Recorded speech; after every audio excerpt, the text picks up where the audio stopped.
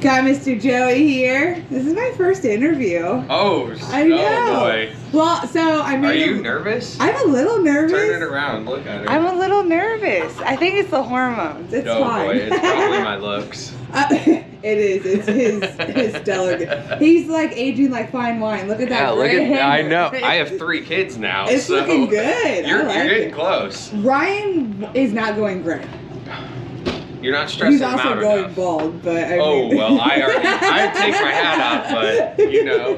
I do know. Okay, so I did have some questions for you, and then I actually went on Facebook and I had people send in, you know, ideas of what they would want to ask. Okay, you. okay. So I want to start off with, what's the beef between you and Justin? Is there beef Justin there? who? Swan Storm. Never heard of her.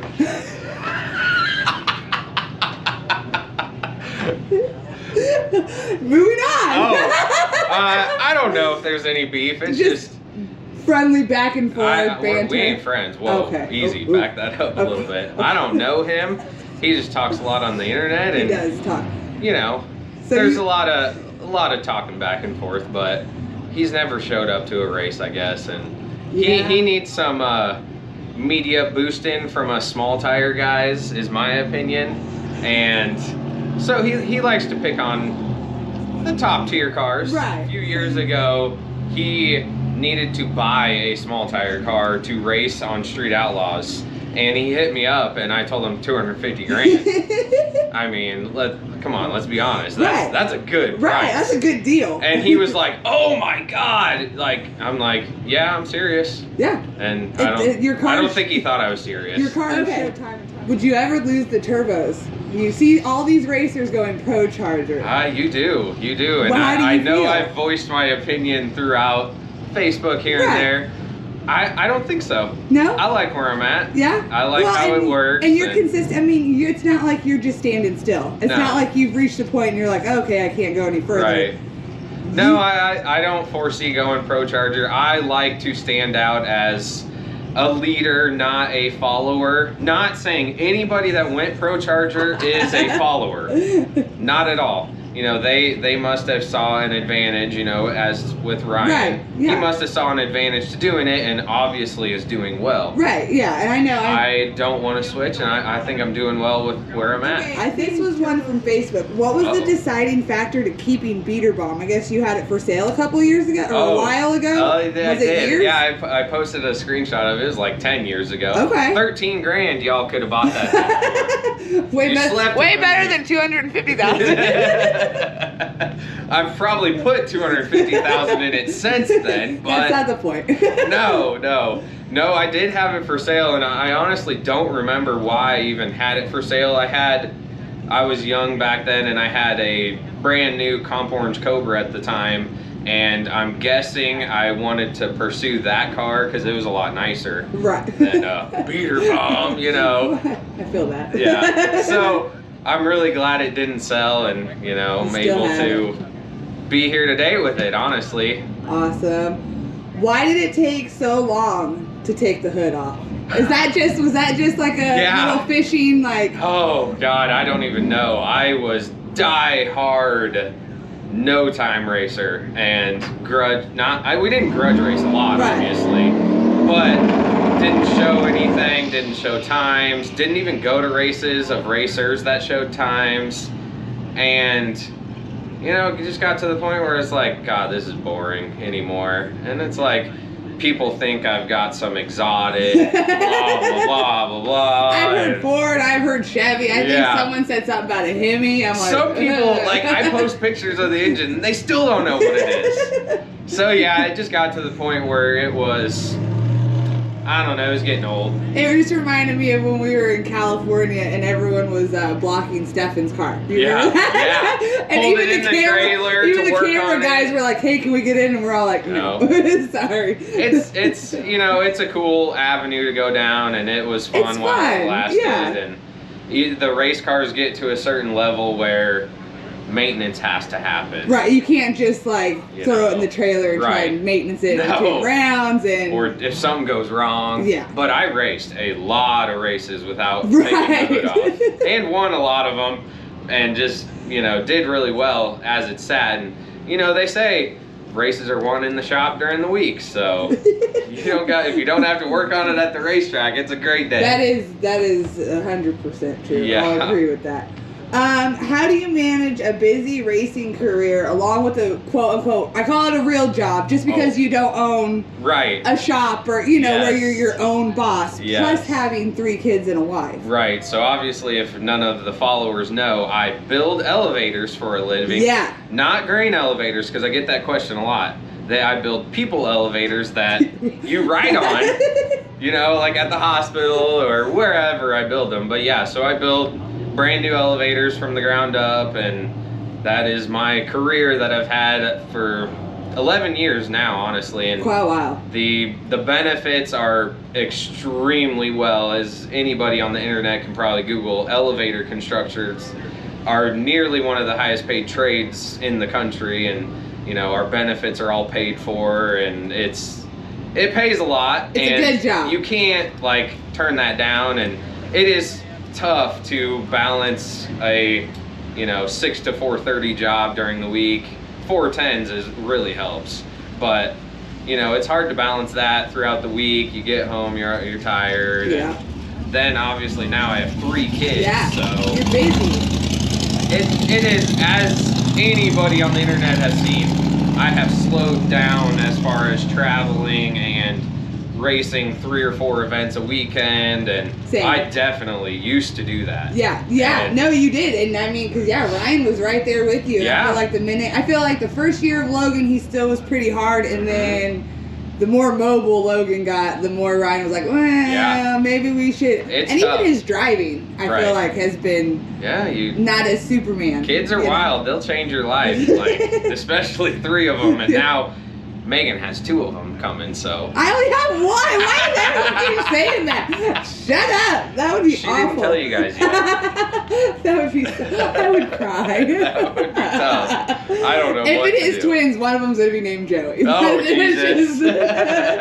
Okay. Why the butthurt bar? I know that this has been touched, but I do know that we've also been seeing the video around it. Yeah. So what exactly made you do that? I mean, was it just a whim? So now that we know I have a big block Chevy, I've had that for a while, and it was really tough to street race with that. Right. And 2 massive turbos way up front.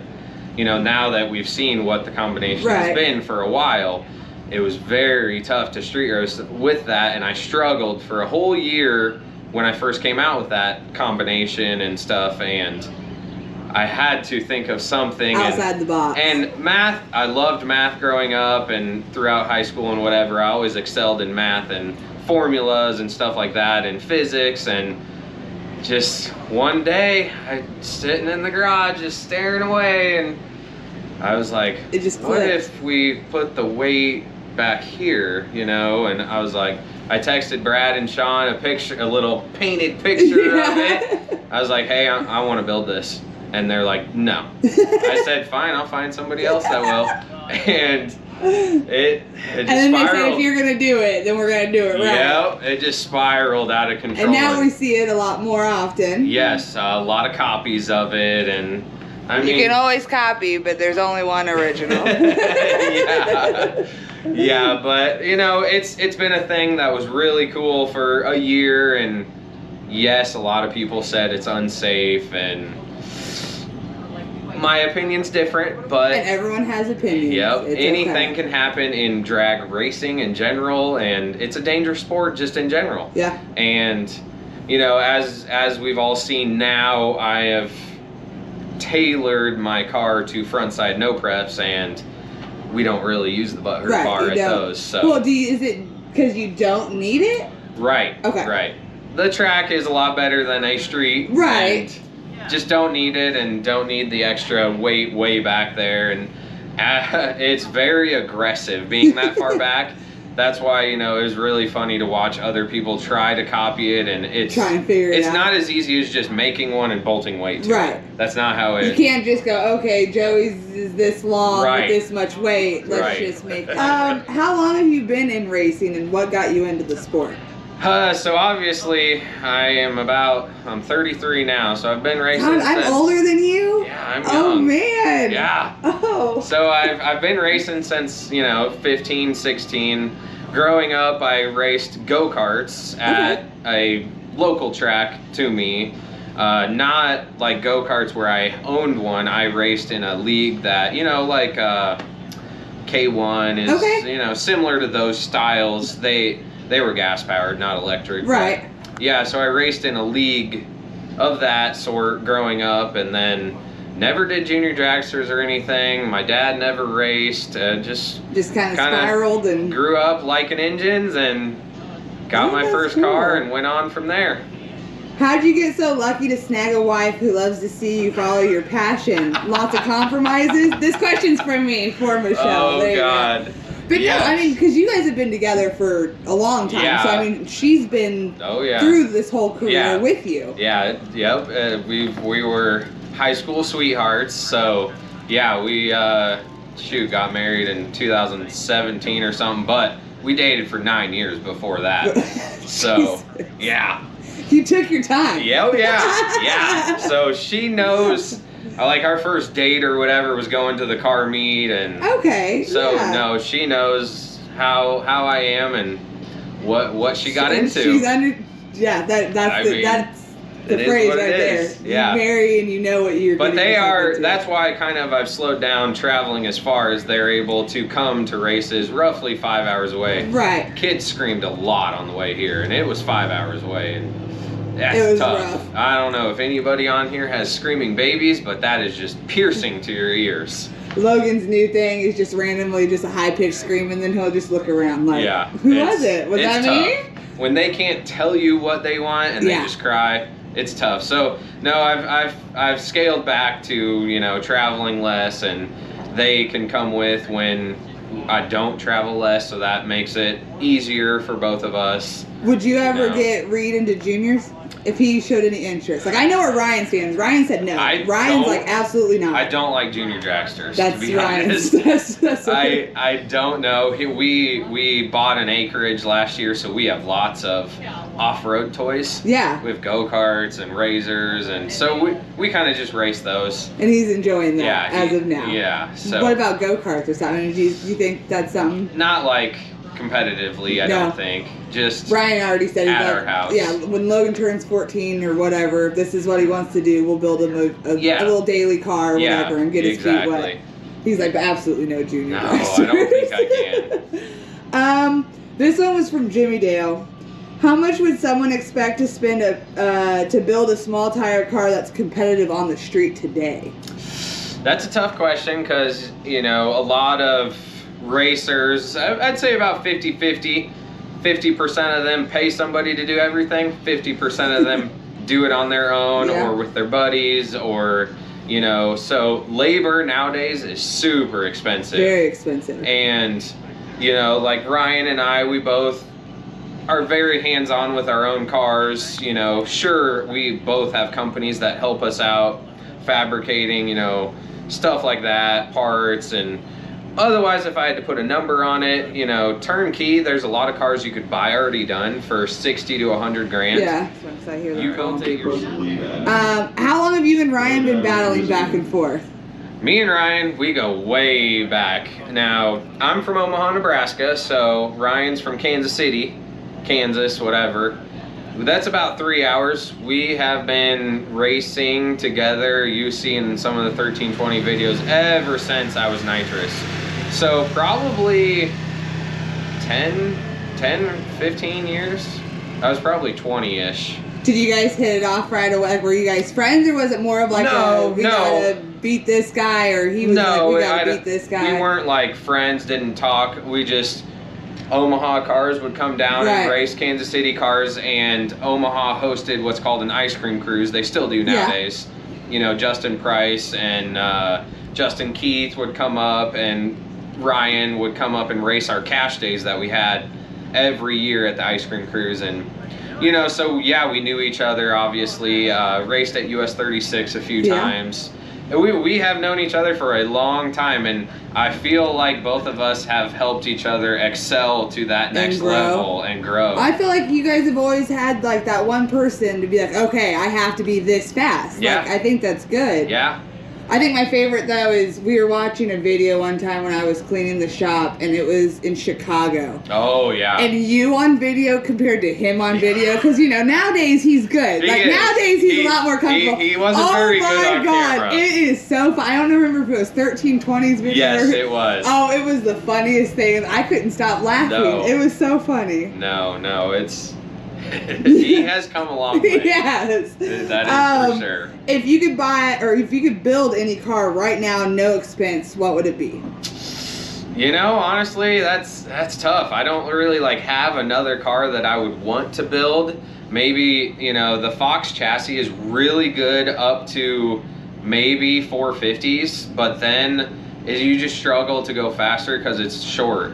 The wheelbase is much shorter. So maybe a longer type car. That's why you see a lot of older, you know, Camaros, the wheelbase is much longer. Third gens, the wheelbase is much longer. Coming out this year. Well, that's because, you know, small tires evolving. Yes. And it's just tough. So, but I really don't know. I would want to build a unique car. Yeah. Because, you know, I've had a Fox body before Fox bodies were annoying. You know, there's 10 Fox bodies at every race. You know, I've had a LS Fox body before they were big. Right. And it sucks to have that persona behind it, like, oh, just another Fox body.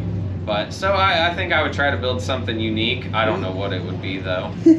Obviously, I mean, 4-link and tube chassis, obviously. I don't know what I would build.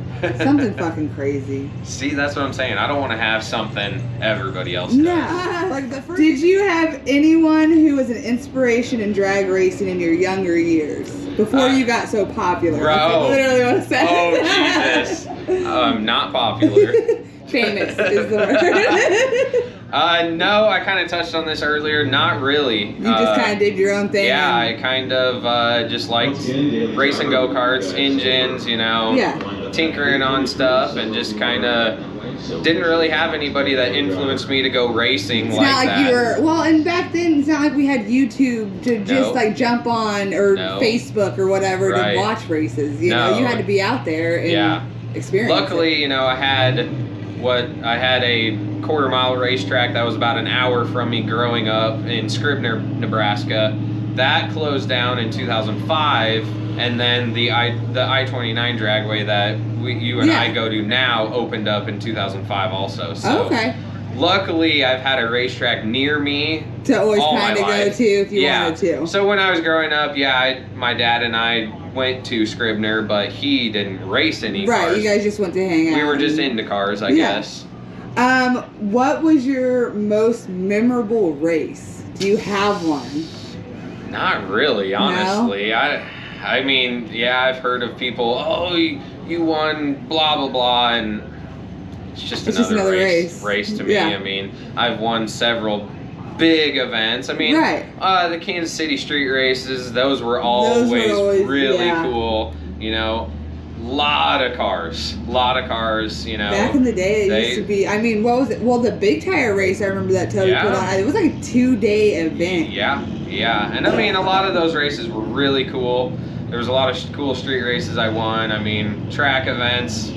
I won War in the Woods once, and haven't been back yet, but War in the Woods is cool. It is. I mean, a lot of the events are really cool. It's just a lot of people have to realize, like, those events are 13 hours away from me, and I don't feel like traveling all weekend anymore. Well, it's like, I mean, it's to the point where you almost have to leave on a Thursday, which is what we normally have to do. We have to leave on a Thursday, and it's just, but again, owning your own shop compared to having a big boy job, real boy job, you know, it's huge difference. And not saying like I can't take work off. But you want to save that for when you need it. Yeah, buildings, the thing about my career is that buildings have a set time of when the elevator and when they have to open. We have to hit those deadlines, and it's, if I take you know, days off here and there, they all add up. Yeah. They all add up. And at the end of the day, I mean, racing's great, but let's be honest, that pays your bills. Right, yeah. Yeah, I mean, I definitely live off my know? career, you know, and it's insurance and stuff like that, and it's having 3 kids, you gotta have insurance. You never know what they do. No. I think that is it. So, thanks, Joey. You're awesome. I appreciate it.